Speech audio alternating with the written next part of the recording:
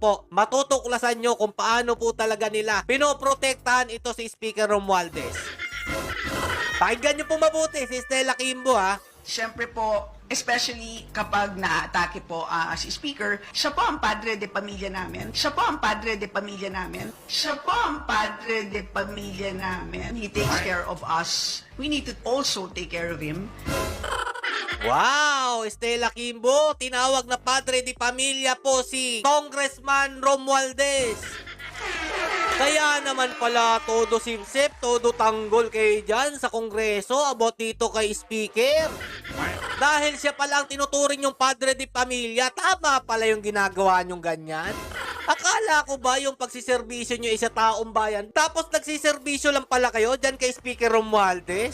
Anak ng tinapay. Kaya pala puro atake ang ginagawa ninyo kay VP Sara Duterte dahil akala ninyo inaatake ni VP Sara Duterte ito si Romualdez.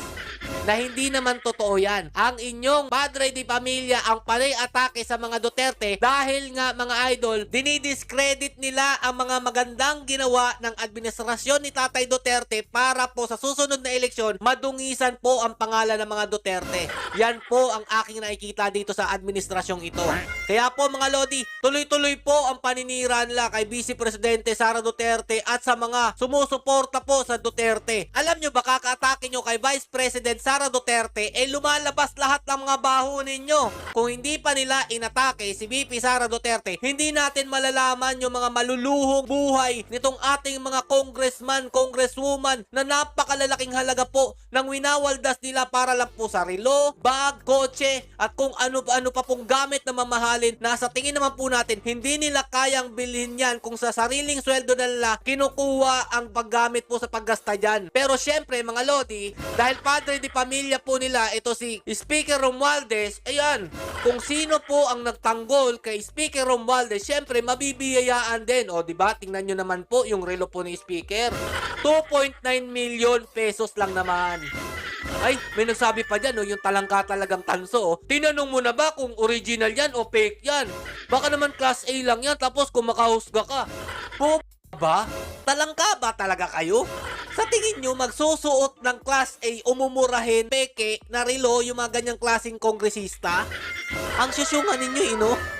O ito, tuloy pa natin para malaman ninyo kung ano po talaga nangyayari sa kaban ng bayan. Dahil mga Lodi, iuulitin ko, hindi po ganyan kalaki ang sahod po ng mga kongresista natin. Siguro naman, maiisip nyo na, lalong-lalo na po, ito si Kimbo, kung saan niya po nakuha yung 4.5 million na relo niya mga Lodi. Dahil nga, padre de pamilya nila. Susuportahan nila. Meron pa palang 7.8 million, oh. Wow, grabe naman talaga. Dahil sa padre de pamilya nila dyan sa Congress, nagkaroon po sila ng ganyan. Sige, pagtanggol nyo pa. O dahil dito mga Lodi, pati si Abante, di ba? Binabanatan niya rin si VP Sara Duterte. At etong video na to ang magpapatunay na pinag-iinitan lang po talaga nila si VP Sara Duterte. At eto nga po, sinupalpal po siya ni Congressman Marcoleta. Eto, panoorin nyo. Madam Chair, Yeah. parliamentary inquiry. The Honorable Abante. It is also a cherished tradition that whenever we deliberate the budget of a certain agency, that the head of the agency must be present. Klaro ha? Kapag nagpapapasa daw po kayo ng budget, dapat daw po yung head ng agency nandyan po at present.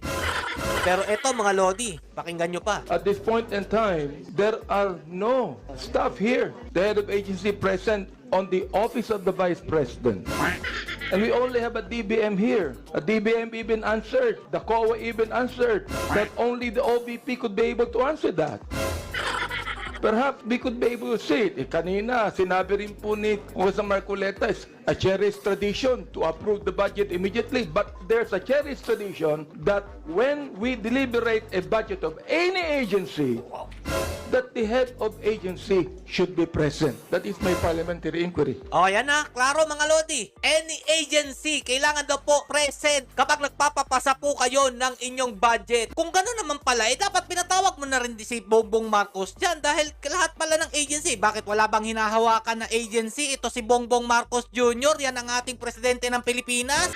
O, di ba? Galing sa kanya yan, mga Lodi. At dito nga, mga Lodi, sinupalpal po siya, sinagot po siya ni Congressman Marcoleta. Dahil po yung sinasabi niya, hindi po applicable naman o hindi nila ginagawa sa lahat po ng agencies.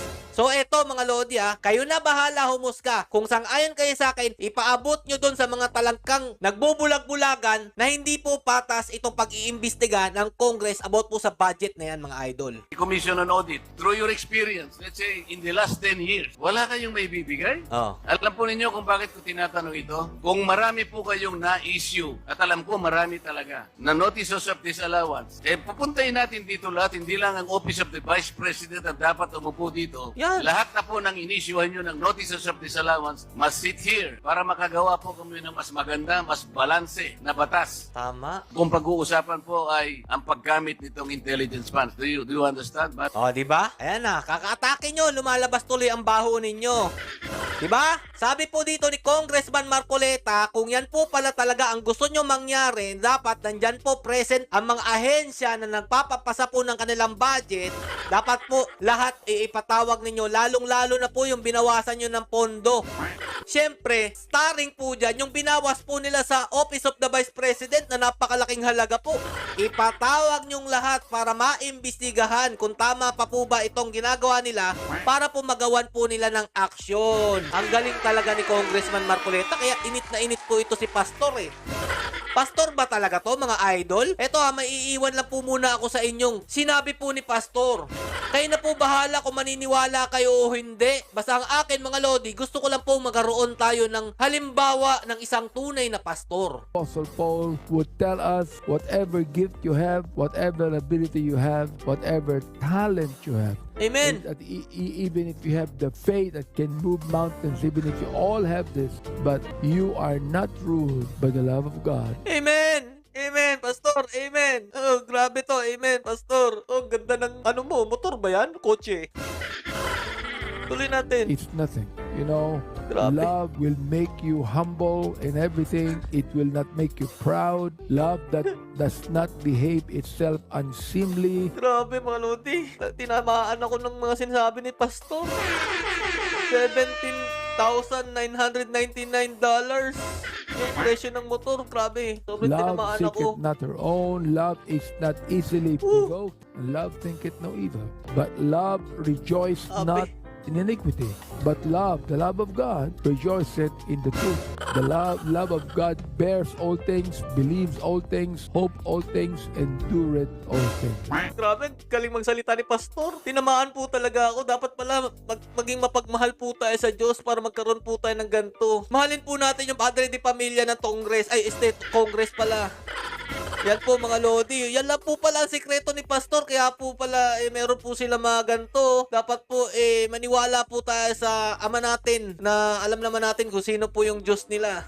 Yan po, mga Lodi, no? Kaya po meron ganito si Pastor. Napaka-humble po talaga niya. Kaya na po bahala humusga, mga idol, kung totoo po bang pastor siya. Kasi ang pagkakaalam ko, mga Lodi, sa isang preacher, hindi po siya maghahangad na ganito kamamahaling mga gamit. Dahil hindi naman po ganyan ang ating Diyos Ama. Hanggang dito lang po muna, mga idol. Sobrang tinamahan talaga ako sa ni Pastor, no? Ang sakit pa rin. Stay safe, mga Lods, and God bless you all. Peace bomb, Duterte pa rin.